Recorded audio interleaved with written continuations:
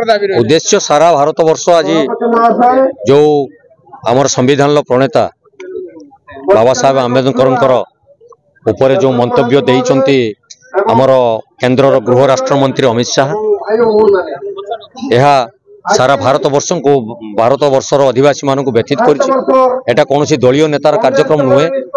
कांग्रेस दल सर्वभारतीय स्तर में ए कार्यक्रम को विरोध कर